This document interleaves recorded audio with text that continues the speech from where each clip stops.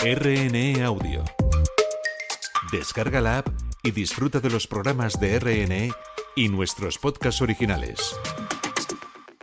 Espacio en Blanco, en Radio Nacional de España, con Miguel Blanco.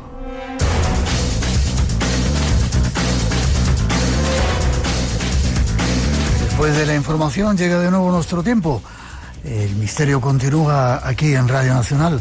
Primer programa del año nuevo, redes sociales abiertas, Blanco Radio RNE, por si queréis conectar con nosotros, y más misterios esperando para este nuevo espacio en blanco. Y para seguir, saludamos a un nuevo invitado y junto a él vamos a descubrir, ya veréis, un extraño libro que llaman el libro de Enoch.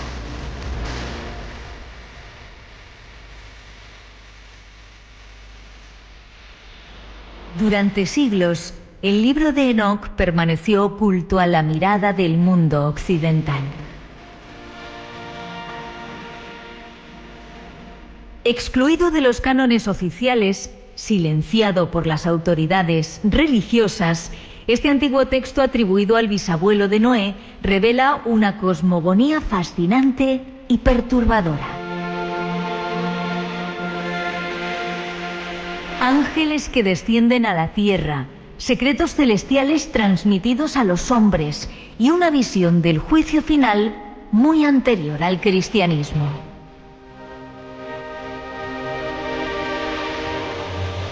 Considerado uno de los textos apocalípticos más antiguos, el libro de Enoch ha influido profundamente en la tradición judía, cristiana y esotérica, y ha despertado el interés de investigadores, místicos y buscadores de sabiduría oculta.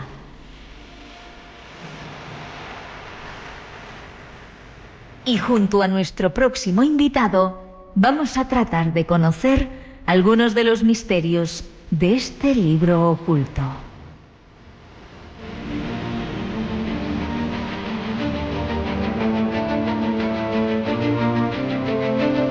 Atentos, vamos con temas perturbadores. Llega con nosotros un nuevo invitado, al que ya saludamos, Javier León. Buenas noches, Javier. Buenas noches, Miguel, encantado de estar en tu programa, un honor. También para nosotros que estés aquí. Yo no te tenía muy localizado por ahí, pero me he sorprendido con esto este trabajo que has hecho. Eres doctor en antropología, escritor y editor, editorial Nous. Editorial Nous. Vale, y de repente te ha dado por hacer un estudio o un trabajo o editar, ya no sé cómo llamarlo, de algo que se llama el libro de Enoch. Bueno, hemos editado una versión del libro de Enoch. El libro de Enoch, que como sabes, tiene 3 libros, el llamado libro etíope de Enoch, el libro eslavo de Enoch y el libro hebreo de Enoch. Y nosotros lo que hemos hecho es hacer una edición del libro etíope de Enoch. Es una edición un poco provocadora, porque tanto en la introducción como en el epílogo, y sobre todo en la portada, pues queremos un poco provocar la sensibilidad de los más curiosos, ¿no? Pues lo has conseguido. Dice: la verdad sobre nuestros creadores, los ángeles caídos, los dioses antiguos, los orígenes olvidados. Preparaos, que en estos próximos minutos vamos a descubrir cosas, como decía, perturbadoras, pero interesantes, ya veréis.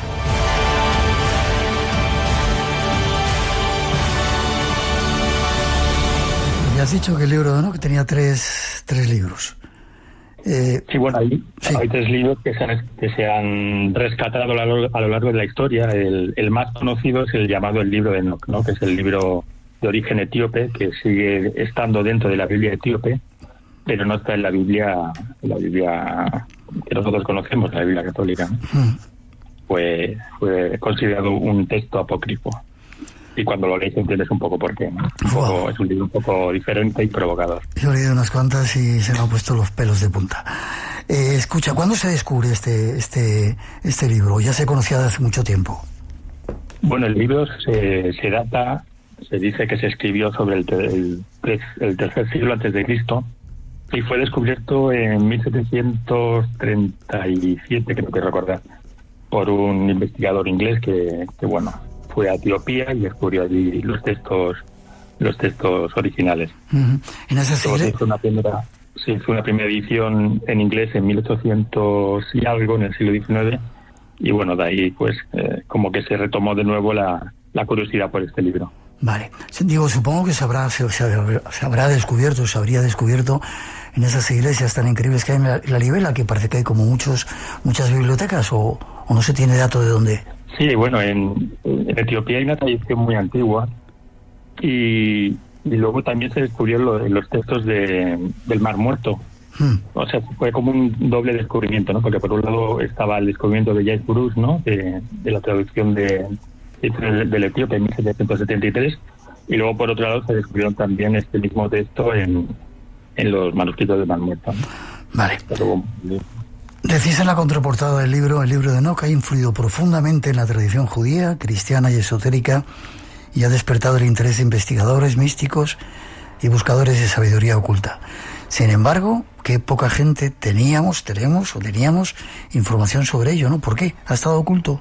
Bueno, porque durante siglos se ha intentado ocultar, ¿no? Todo lo que tuviera que ver con los libros apócrifos siempre han sido libros escondidos y bueno, solo ahora ha surgido la curiosidad de redescubrirlos, sobre todo a raíz del descubrimiento de los papiros del Mar Muerto, ¿no? Uh-huh. Pero bueno, son libros muy importantes en la tradición judía, por ejemplo, y en ciertas sectas húngaras de tradición eslava, que donde también se tuvo constancia de que bueno, diversas sectas estuvieron muy interesados en este libro, ¿no?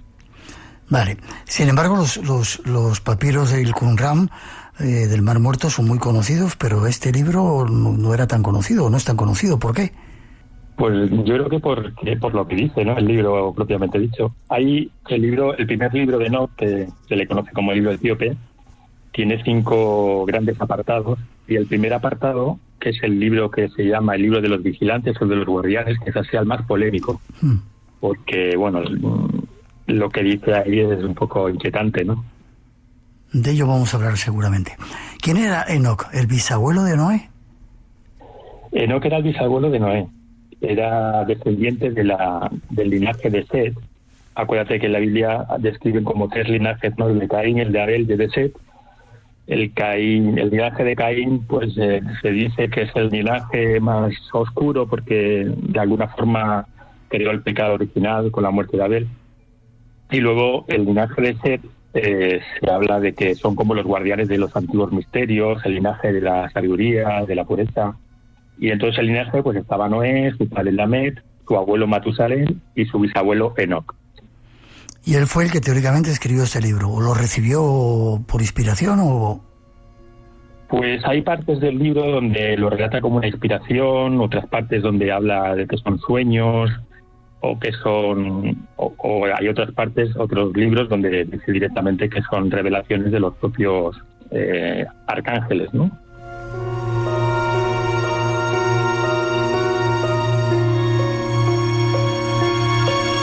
Da la sensación, Javier, que es un libro solamente para iniciados, ¿no? Bueno, para iniciados y para curiosos que quieran indagar más allá, ¿no? De lo que aparentemente nos describen y lo que aparentemente tenemos como asentado, ¿no? Ya, quizá lo haya expresado mal. Hasta hace tiempo era un libro, parece ser, para iniciados. Ahora, evidentemente, para todos aquellos que queramos, ahí me incluyo, conocer algo más de lo que no nos han contado. Exacto. Vale, ¿y tiene que ver con el Apocalipsis?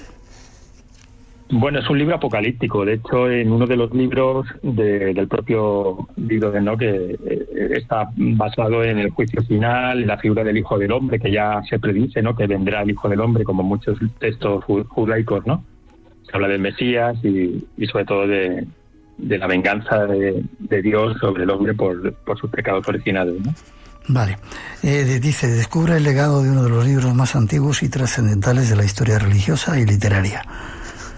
¿Es así? Ya te digo, yo lo que he leído es muy perturbador y además tiene muchas concomitancias con cosas que quizá las tablillas esas que había en esos lugares de arcilla tan extrañas, que hablaban de ángeles que venían y de un montón de historias que vamos a empezar a analizar en un momento. ¿Tiene que ver con ello? Bueno, es un libro que está basado en relatos que se olvidaron en el siglo III con el concilio el concilio que hubo en la Iglesia Católica, ¿no? O sea, son libros que se desterraron, se olvidaron y quedaron ocultos, ¿no? Lo que pasa que por suerte sobrevivieron, en este caso en la iglesia etíope, y también en los manuscritos que se descubrieron más tarde, pues encontraron un mal muerto, ¿no? Pues enseguida vamos con el libro de los vigilantes y ya veréis qué perturbador que es.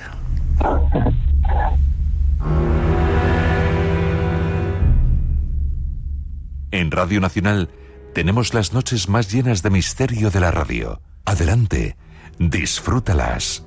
Estás en Espacio en Blanco, con Miguel Blanco, en Radio Nacional de España. Y con Javier León en estos minutos hablando del libro de Enoch. Vamos con los vigilantes. ¿Quiénes son los vigilantes según cuentan en este libro? Bueno, según cuenta Enoch, los vigilantes son unos ángeles que de alguna forma hacen un pacto entre ellos y deciden venir a la Tierra para aparearse o reproducirse con las hijas de los hombres. Esto es un relato que aparece también en el Génesis de forma muy sutil. Eso lo oímos. En el Génesis 6, versículo 1 a 4, aparece esa frase muy sutil que dice que los hijos de los dioses se enamoraron de las hijas de los humanos, ¿no? Y este libro, el libro de los vigilantes o el libro de los guardianes, lo que hace es desarrollar esa parte del Génesis de forma muy sucinta y muy detallada, ¿no? Suena un poco eso de los vigilantes, dices que vinieron del cielo ángeles, como si fueran extraterrestres. Bueno, yo creo que por difusión, estas leyendas que aparecen en el mundo judío, es posible que fueran, digamos, recopiladas también de las leyendas sumerias y acadias, ¿no? Todo lo que es el mito del diluvio universal, el mito de Noé y todo esto, ya aparecen en los mitos sumerios. Allí se habla de los Anunnakis, que seguramente está más de moda que los vigilantes de Enoch, ¿no? Pero bueno, tiene mucho de paralelismo, ¿no? Los Anunnakis eran unos dioses que no querían trabajar y decidieron, de alguna forma, enseñar a los seres humanos los oficios para que trabajaran por ellos. Y de alguna forma el libro de los vigilantes de Enoch, no de forma tan clara, pero sí que la perturbación que crea en Dios es que los ángeles caídos enseñan al ser humano los oficios también, ¿no? Les enseñan pues el arte de la brujería, el arte de leer las estrellas, el arte de crear espadas, en fin. Como que los vigilantes de Enoch y los Anunnakis de la tradición sumeria tienen bastantes paralelismos. Qué curioso. En algunas partes del libro, en algunos de los capítulos, que tiene muchos, se ve como que cogen a los seres humanos y los llevan de un lado para otro, como si tuvieran naves. Sí, esto es una cosa curiosa, ¿no? Porque aparece en muchas tradiciones, ¿no? Lo de los vimanas, los carros de fuego. De hecho, a Enoch se le transporta de un lado para otro a lo largo de la Tierra, tanto de la infratierra como de la extratierra, y ahí va viendo los mundos o los cielos donde supuestamente pues ocurren cosas, ¿no?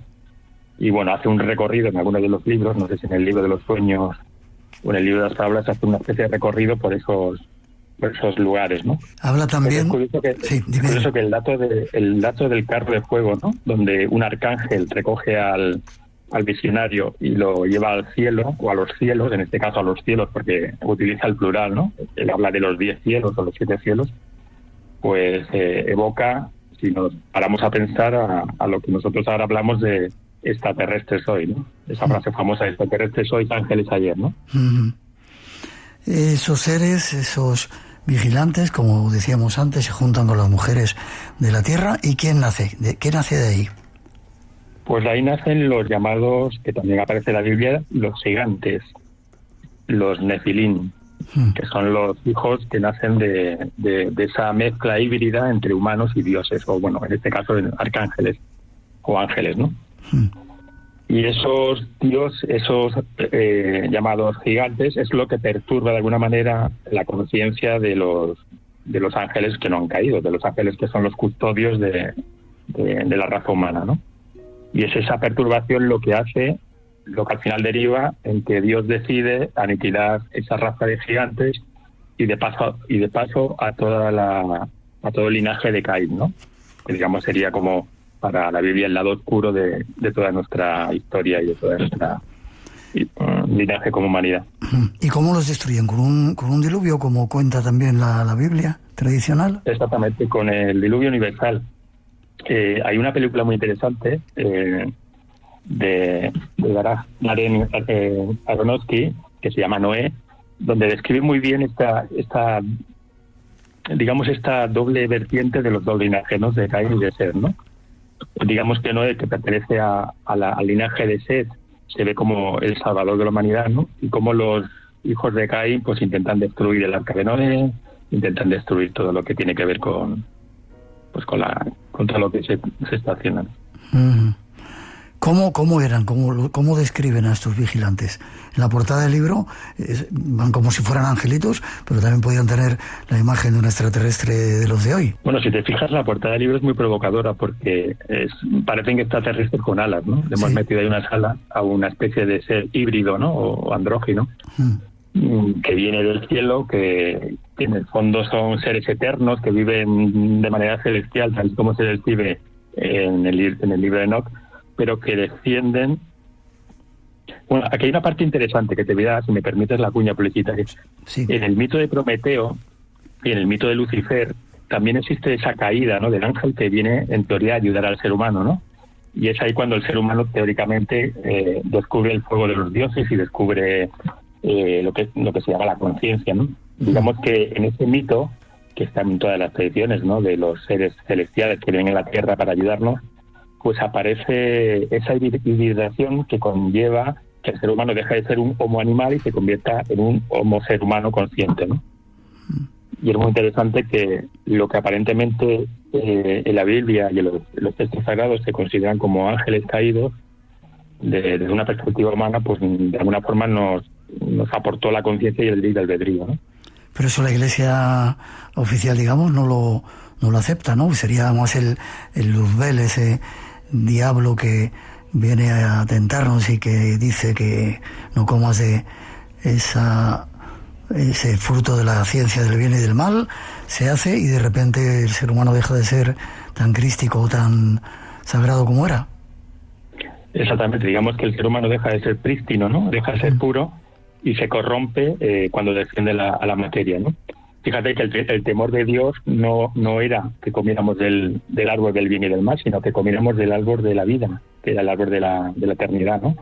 Y por eso nos expulsa del paraíso, porque temiendo que comiéramos del árbol de la vida nos convirtiéramos también en dioses.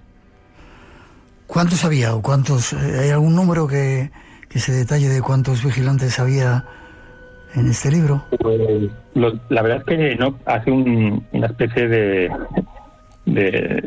cronología de todos los vigilantes o guardianes o ángeles caídos, ¿no? Y enumera 200, de los cuales describe con mucho detalle a 10 de sus generales, ¿no? O de sus jefes, ¿no? Y cada uno de ellos pues lleva a 20 más como surrendes o como allegados a ellos, ¿no? Pero fueron 200 los ángeles que cayeron para ayudar o para corromper a la humanidad, depende cómo se mire.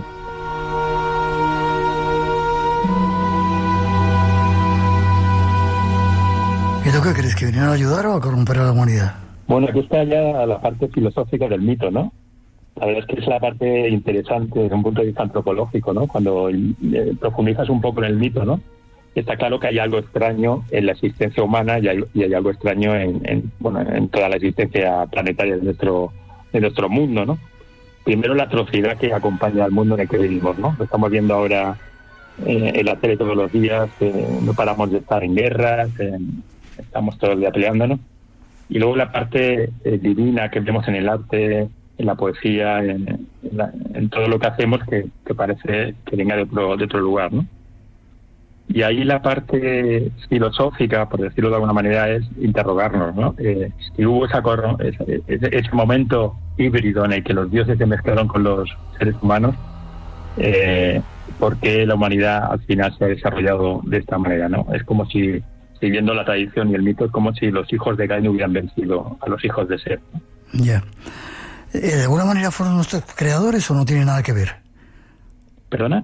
¿Fueron nuestros creadores estos vigilantes o no tiene nada que ver? En la tradición sumeria da a entender que sí, que son los dioses del cielo, fueron los que nos crearon, ¿no? Ten en cuenta que el ser humano, a medida que va creciendo como en su conciencia o autoconciencia, primero pasa por fases donde los dioses están en la naturaleza, ¿no? Son los dioses de la tierra, del trueno, son las religiones animistas, ¿no? Luego, cuando el ser humano empieza a elevar su conciencia, empieza a mirar al cielo y atribuye la creación del ser humano a los dioses que vienen de las estrellas, ¿no? Ahí hay un cambio de paradigma en la raza humana, ¿no? Y pasamos de los dioses naturales a los dioses celestiales, ¿no? Y bueno, todos los mitos, a partir de los libros, de las religiones del libro, se basan en los dioses que vienen del cielo, ¿no? Con diferentes formas, nombres y formatos. ¿Eso de alguna manera podían ser nuestros orígenes olvidados?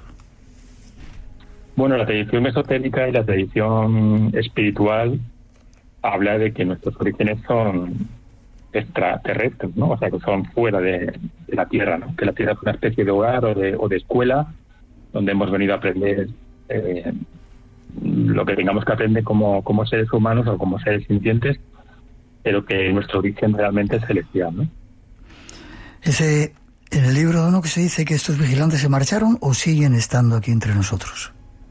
Bueno, el libro de Enoch lo que hace, Enoch intenta mediar entre el cielo y la tierra, ¿no? Intenta mediar entre los dioses o Dios y los vigilantes, ¿no? Porque de alguna manera los vigilantes se arrepienten y quieren como volver otra vez a su origen y al cielo, y piden por favor que Enoch intervenga para que Dios sea misericordioso con ellos, ¿no? Pero Dios, muy enfadado por lo que ha ocurrido, decide que no, que lo mejor es aniquilarlos y que desaparezcan, ¿no? De ahí el mito del diluvio. Pero se salvó Noé y se salvaron unos cuantos y volvió a reproducirse la raza, ¿no? Se salvó Noé y aquí estamos según la tradición. Bueno, mejor dicho, según las tradiciones, porque el diluvio es universal, aparece en casi todas las culturas. O sea que algún diluvio tuvo que haber o algo tuvo que pasar y bueno, aquí estamos como raza humana. Ya. No habla de Jesucristo, ¿no? No, porque supuestamente no es del Antiguo Testamento. Ya. Vale, pero vale. sí que habla del Hijo del Hombre y del Mesías. O sea, sí que da indicios en varios, sobre todo en el libro de las parábolas, en los capítulos del 37 al 71, sí que da a entender de que vendrá un Mesías y vendrá un Hijo del Hombre que vendrá a revivir la tierra, ¿no? Vale. Ya casi terminando, evidentemente la Iglesia oficial no lo ha aceptado y lo tienen ahí apartado todo esto, ¿no? Sí, esto es un libro, como decíamos al principio, un libro apócrifo, un libro maldito, como tantos otros, ¿no? Porque no es el único, ¿no? Hay muchos libros que no han sido aceptados en el canon eclesiástico. Y bueno, leyendo el libro pues te das cuenta de que no encaja muy enteramente en todo lo que es la tradición ortodoxa, católica y apostólica romana, ¿no? Quizás que nos hayan ocultado muchas cosas que no nos han querido contar. Bueno, es evidente que hay muchas cosas que no sabemos, hay muchas cosas que tampoco sabemos preguntar, ¿no? Si no lees el libro de Enoch, no lees tantos libros que existen hoy en día y que por suerte tenemos acceso a ellos, no te hacen las preguntas convenientes sobre cuestiones importantes, ¿no? La gestión del misterio de la propia vida, de la propia conciencia, del propio ser humano, son cuestiones que desde siempre hemos tenido ahí, ¿no? Y antiguamente pues eran los iniciados los que tenían el conocimiento sobre esas cuestiones y esas respuestas a esas preguntas, y hoy en día por suerte pues no hace falta ser un iniciado, simplemente hace falta abrir un poco la mente y abrir un poco los ojos y empezar a cuestionar las cosas.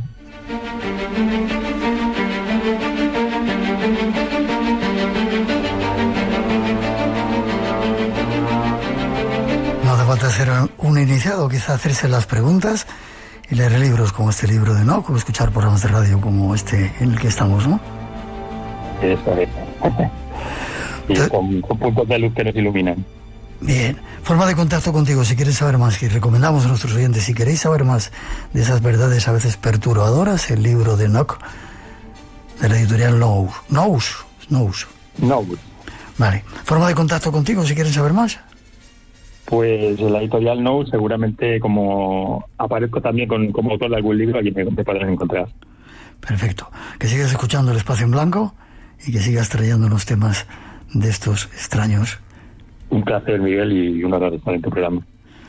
Gracias, te veo prontito y espero que repitamos. Gracias. Muchas gracias. A ti, un abrazo fuerte. Un abrazo.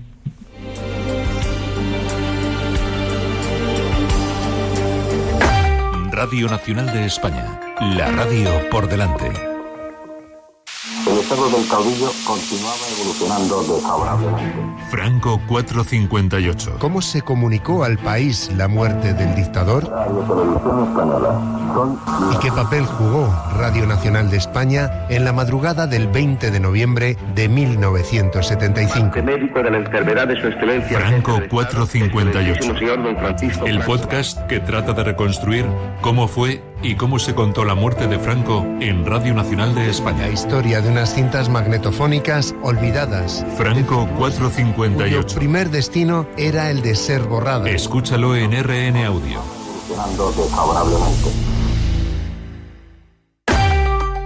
Radio Nacional de España.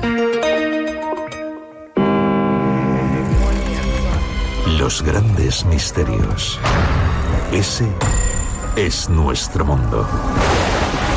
Y si estás aquí, también es el tuyo. Espacio en Blanco.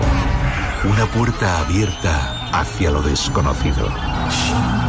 En Radio Nacional, con Miguel Blanco.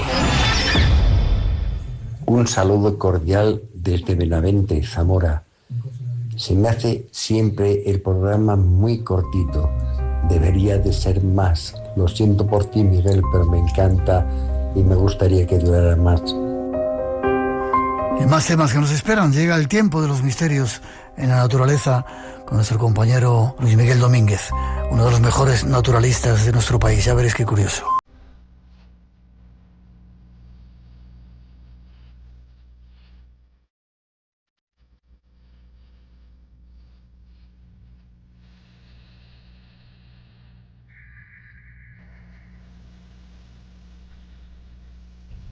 El mundo de Dune, esa película y su banda sonora nos lleva al encuentro con uno de los mejores naturalistas que hemos tenido en nuestro país, Luis Miguel Domínguez.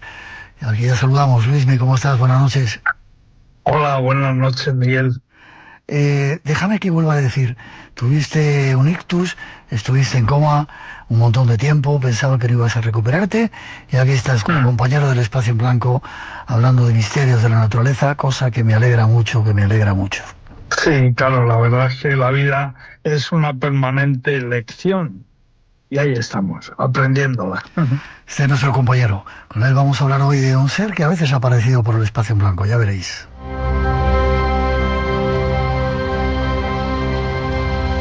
Tú como naturalista, Luismi, ¿crees en la existencia que pueda existir el Yeti, el Pies Grandes, el Sasquatch? ¿Crees que puede haber ese tipo de seres? Sí, además te voy a explicar enseguida por qué lo creo. Y es que uno puede, por ejemplo, acercarse a la figura del Yeti desde el ángulo de la criptozoología, del mito, de la leyenda o de la pura zoología, ¿no? Y ahí es donde yo estoy. Exactamente, considero que tenemos un gran bioindicador que explica la posibilidad de que el Yeti exista. Estoy hablando de las tribus humanas sin contactar. Es decir, que si a día de hoy sabemos que hay miles de almas humanas que todavía no han sido contactadas, pues ¿por qué no va a haber un hóngido, un gran primate sin descubrir todavía en nuestra naturaleza? Ya, me decías bioindicador. Pensé que te ibas a referir, estuviste con los Yanomamis, hicimos una conexión contigo hace muchos años. Sí. ¿Ellos te contaron algo de que habían visto en la selva algún ser como este? Sí, la verdad es que, vamos, en el sentido siguiente, yo he tenido varias experiencias y muy distantes unas de otras en la geografía. La primera de ellas fue en Vietnam. Yo desarrollé en el año 96 una expedición en busca del Yeti en Vietnam. En Vietnam al Yeti se le llama Uoi y es un ser del que todo el mundo habla con una naturalidad impresionante. Se encuentra en la provincia de Kon Tum y en una cordillera montañosa que se llama Ngoc Linh, ahí es donde habita. He de recordar, Miguel, y creo que esta noche es importante que lo hagamos, que la palabra orangután en lengua malaya quiere decir persona de la selva. Persona de la selva, orang-után. Entonces el orangután, que consideramos que evidentemente existe, obviamente, pues pudiera, ¿por qué no?, ser el gran protagonista de esta historia. A mí, de hecho, cuando se me pregunta, ¿vas a hablar del abominable hombre de las nieves? Yo digo, no, voy a hablar del adorable hombre de la selva.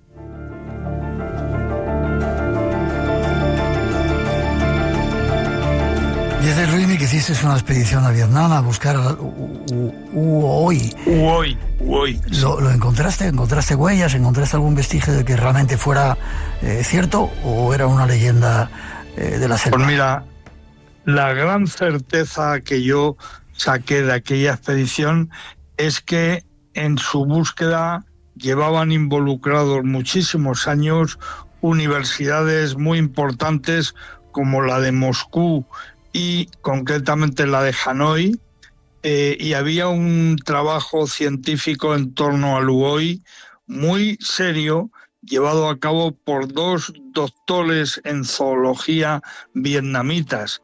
Ambos han fallecido ya, el profesor Bo Quy y el profesor Viet.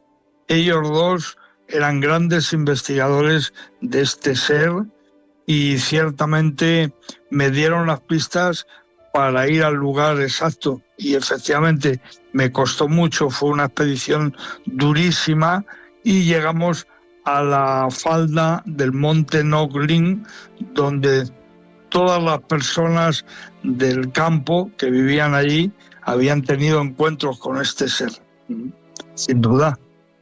¿Viste huellas? ¿Viste algún tipo de restos? Sí. Filmé para la televisión española en mi serie Vietnam, Vida tras la muerte.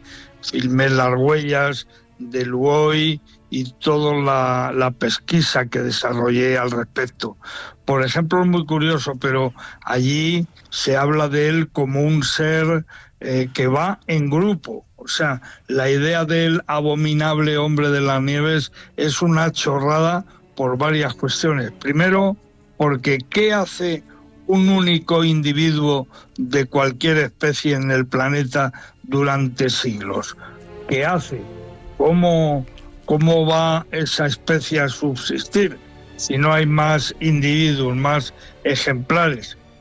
Entonces el Huoi en Vietnam, por ejemplo, se habla de grupos familiares con hembras y crías, y se habla siempre de una lógica, y es que la especie, para empezar, viva en un contexto ecológico que tenga lógica.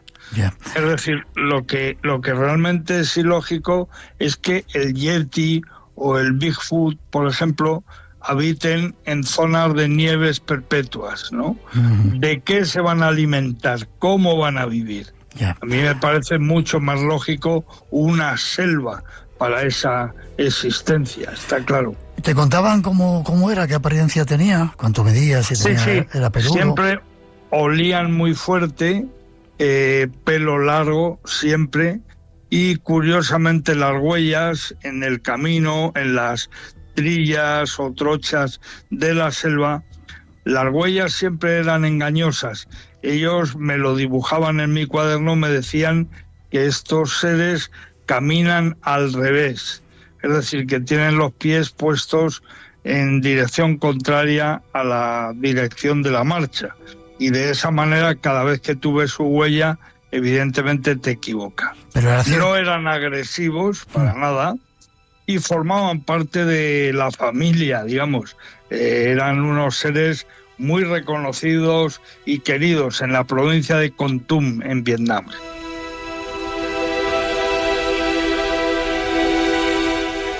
¿No me has dicho la estatura que tenían o cuánto medían? ¿Te dijeron algo? Sí, estábamos hablando de seres adultos en torno a los 2 metros de longitud, y luego ya te digo, crías y hembras que eran de tamaño menor, según me contaban. Hay un detalle muy interesante. Mira, por ejemplo, el orangután, que es ese gran póngido asiático, llegó a vivir en el continente sudasiático, en Sudasia, y exactamente en Vietnam. Llegó a vivir en el continente. Hoy ya no, hoy solamente lo tenemos en Sumatra y en Borneo. Pero indudablemente aparecen todos los años fósiles y fósiles en el sudeste asiático de orangután, huesos fosilizados. ¿Por qué no imaginar que ha quedado un reducto poblacional de orangután en el continente? ¿Por qué no pensar que pudiera todavía estar viviendo el orangután en Vietnam? Y esta es la cuestión que a mí me hizo ir allí, buscarlo, y volvería cuantas veces pudiera. Porque además Vietnam es un país muy interesante en el sentido de que se han encontrado especies muy recientemente, como el buey de Bucuán, un gran antílope que pesa casi 1000 kilos y que fue descubierto en aquel año en el que yo estuve allí, en el año 96, o sea, antes de ayer.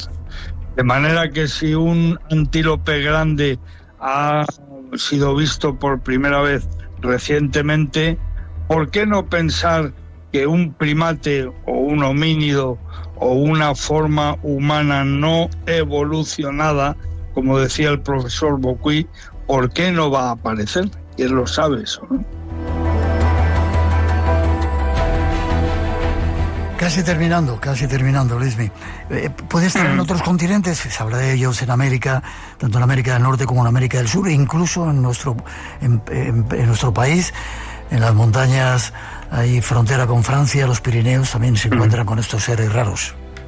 Sí, la verdad es que forma ya parte del elenco habitual de diferentes biomas boscosos y selváticos.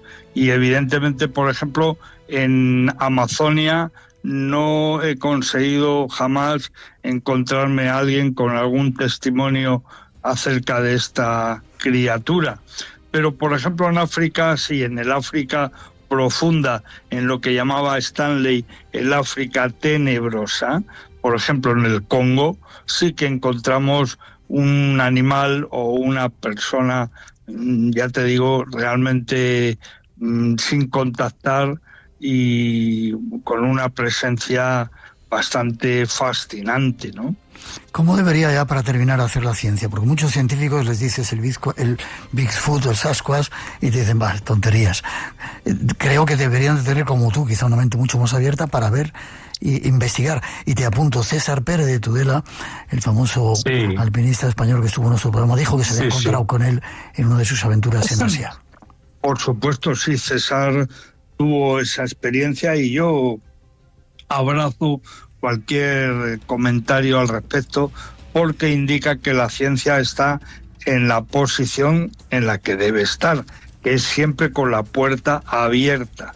¿Por qué cerrar puertas? ¿Por qué? Yo ya te digo, los bioindicadores nos marcan el camino.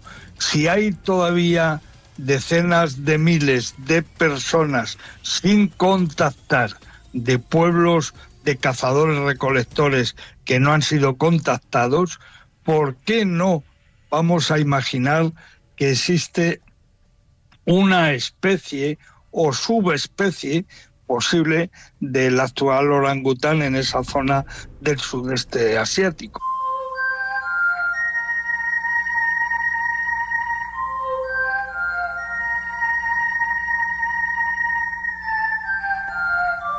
No estamos solos en este planeta.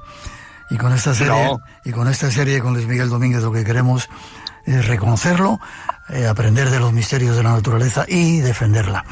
Luismi, gracias. Forma de contacto contigo si quieren saber algo más. Pues sí, bueno, en todas las redes sociales ahí estoy como LM Domínguez o también Domínguez LM.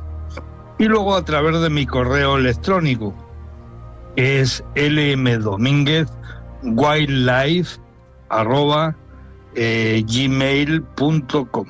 Como siempre, Luis, un placer tenerte en el programa. Cuídate mucho. Oye, gracias, Miguel. Siempre a ti. Seguimos explorando más este mundo de la naturaleza a tu lado.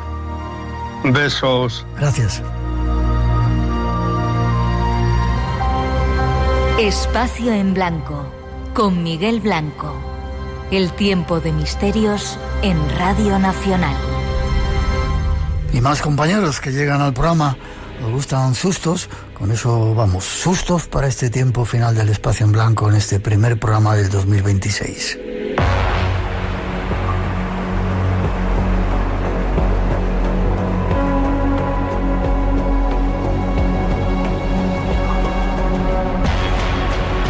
Llega el tiempo de nuestro compañero Juan Gómez, que nos va a hablar hoy, con esos testimonios que recoge por todo el mundo, de algo que llama los asustadores. Le saludamos. Buenas noches, Juan. Muy buenas noches, Miguel. Como siempre, un placer. Creo que vamos a cruzar el charco, ¿no? Te decía. Vamos a ir hasta el otro lado del Atlántico a hablar con un testigo que nos cuenta extraños sucesos. Efectivamente, un testigo. Él es colombiano, aunque vive, hay que decirlo, está afincado en Madrid, pero esas historias que desde muy pequeño siempre he escuchado precisamente en el pueblo donde vivía en Colombia, y allí hablaban de unos personajes llamados los asustadores, nada más y nada menos, Miguel. Pues vamos con ello. ¿Cómo conoces esta historia? Pues mira, la conocí precisamente, si existe algo que podríamos calificar como casual, esto es una auténtica casualidad, ¿no? Mientras me dirigía nada más y nada menos que a los estudios ahí en Radio Nacional para estar con vosotros, ¿no? Para hacer el Espacio en Blanco. Y mientras estaba en el vehículo que me estaba llevando precisamente a Radio Nacional, pues la persona que conducía el vehículo me pregunta pues a dónde voy, le comento que voy al programa, al Espacio en Blanco, me dice que es oyente y que si no le importa, pues me va a contar una historia. Y esta historia la vamos a conocer hoy.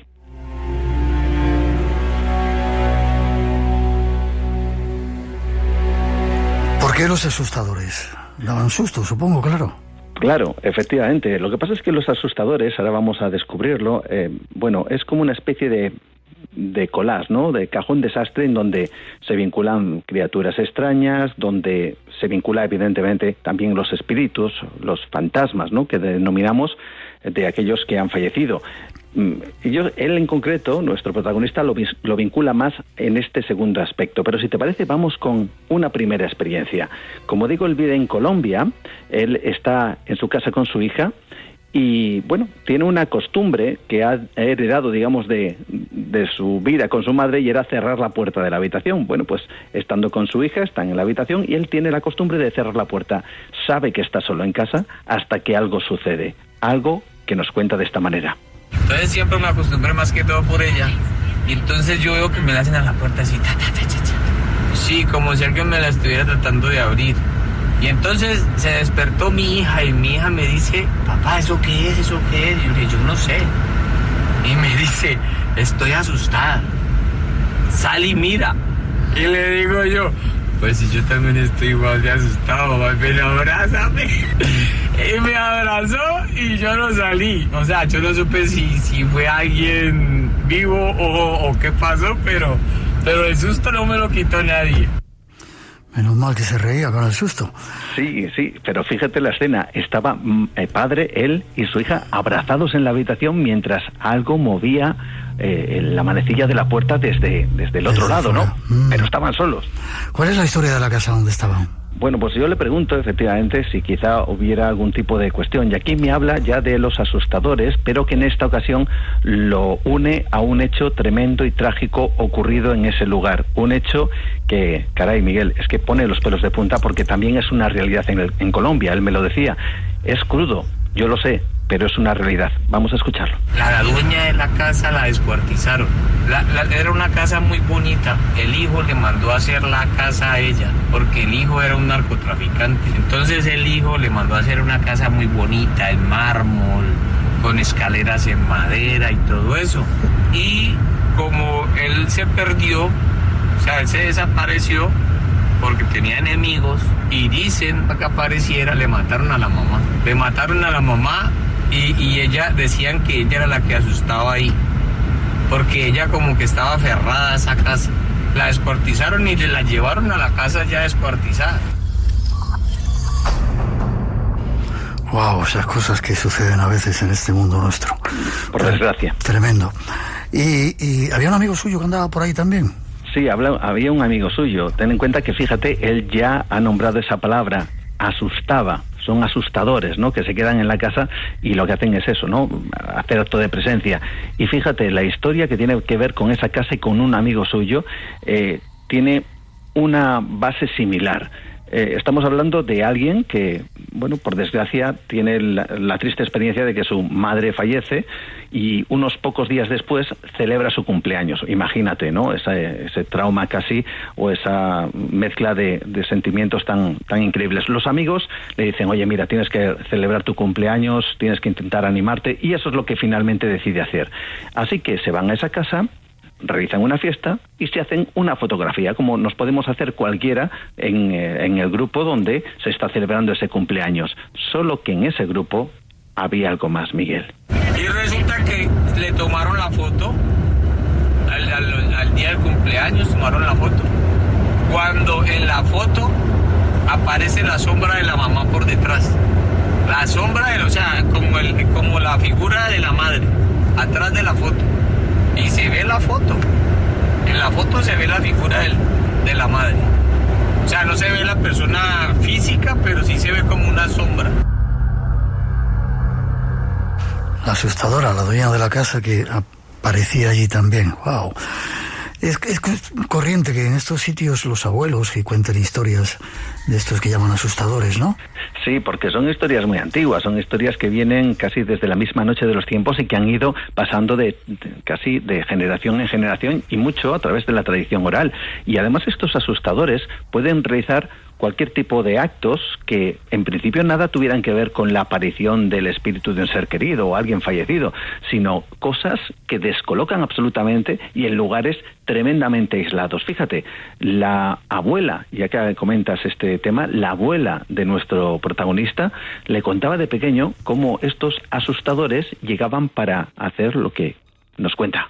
Mi abuela nos metía mucho, y en realidad, o sea, era para tener miedo, porque a ellas sí las asustaban, porque ellas vivían digámoslo así, ellas vivían en el campo, y vivían por ahí en una finca y las asustaban.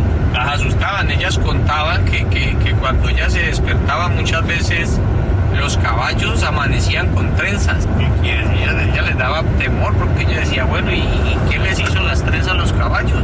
O sea, acostaban normales con todos, digamos a las 10 de la noche, y a las 6 que se levantaban a ordeñar las vacas, estaban los caballos con trenzas. Te preguntaría quién hacía las trenzas, pero lo dejo. Tenemos un ruido ahí de fondo porque has tenido que aprovechar la entrevista mientras estabas viajando. En otras casas también del lugar pasaban cosas como estas, ¿había asustadores? Sí, había asustadores, pero también una vez más nos vamos a la tragedia y a lo que probablemente esa tragedia, según nuestro protagonista, pudo dejar en otra casa. Una casa donde vive una pareja, el policía. Tienen un problema entre ellos y sucede lo siguiente. Una chica, pero usted viera qué chica tan hermosa, que eso era increíble, era increíblemente guapa. Y el marido se consiguió un amante, y resulta que la chica que hizo se pegó un tiro. Como el marido era policía, tenía un arma, vio la oportunidad y el chico se fue de ahí, y pues ahí no duraban más de 3 meses las personas que se iban a vivir. Porque asustaban, ella se quedó asustando.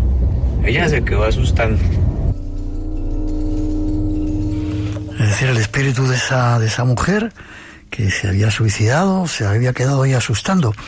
Y un familiar suyo se quedó en la casa y le pasaban cosas. Claro, esa casa queda vacía debido a esta circunstancia. Finalmente el hombre, la pareja, el policía, la tiene que abandonar.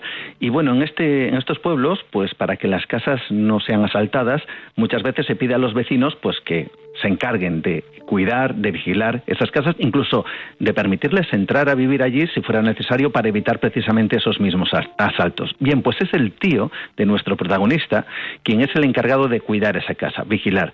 Hay un momento determinado en donde está esperando la visita de unos amigos unos amigos llaman a la puerta, él abre y esos amigos le cuentan que han visto algo en el jardín extraño. El tío mío estaba cuidando de esa casa y una vez fueron a tocar ahí y él dejaba la puerta entreabierta y le preguntaron, ve, mira que vinimos a buscarte y habían unas niñas jugando ahí en el patio. Y lo mismo, las niñas habían muerto hacía ya años, imagínate. Como te digo. Wow. ¿Y a qué conclusión nos llegaron? ¿O llegan con todas esas experiencias de los asustadores que estaban viviendo? Pues estos asustadores, ¿no? Estos seres extraños que muchas veces, como hemos comprobado, están vinculados a eso, ¿no? A espíritus de personas fallecidas que se quedan anclados en una casa. Él lo tenía muy claro y lo tiene muy claro. Cree que a veces la materia ancla demasiado al espíritu y ese espíritu no puede descansar y por lo tanto no se marcha, no se aleja de ese lugar. Pero al mismo tiempo, él plantea la duda de si estas cosas hay que contarlas de manera realmente abierta o no. Él nos ha permitido contarlo, él nos permitió recoger su testimonio, pero al mismo tiempo él cree que, bueno, mejor lo escuchamos. Para la tranquilidad emocional de uno, porque uno empieza como con ese temor, uy, ¿qué pasará? Uy, que me va a salir algo por acá, o yo pienso que eso es llamar el mal, porque muchas veces yo creo que la mente es algo tan maravilloso y tan fácil de engañar.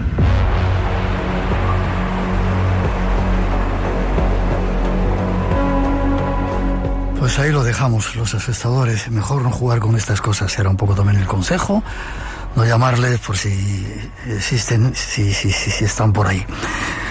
Juan, gracias. Y si quieren saber más, hay un nuevo podcast, un nuevo trabajo de Radio Nacional en Radio Nacional de España para seguir este mundo del misterio, ¿no? Sí, por supuesto, está en RN Audios, Terror en Blanco, en donde, siguiendo la estela, ¿no?, del espacio en blanco, pues hacemos cositas y contamos, pues eso, este mundo que tanto nos gusta, Miguel.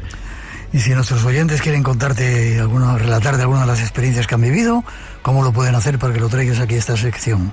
Pues rápidamente, a través de mi perfil en Facebook pueden enviarme un mensaje, Juan Gómez Ruiz, y también a través del email dedicado al programa, juangomez_en_blanco@gmail.com. Estoy encantado, contesto y respondo a todo el mundo y estoy abierto evidentemente a cualquier experiencia que podamos compartir con todos nuestros amigos. Como siempre, un placer y seguimos caminando en este mundo del misterio. Cuídate mucho. Sí, señor, fuerte abrazo igualmente. Hasta prontito.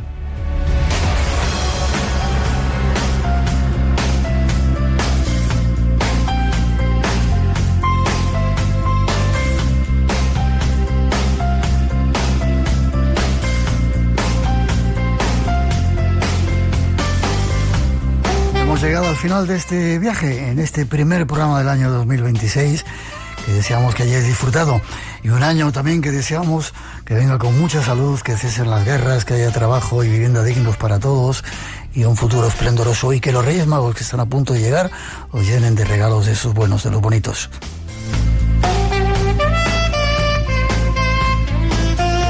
Este nuevo año llegará con muchos más temas, tratando de obtener respuestas a esos misterios que nos rodean, y nuestro deseo hoy es que nos sigáis acompañando en esta aventura.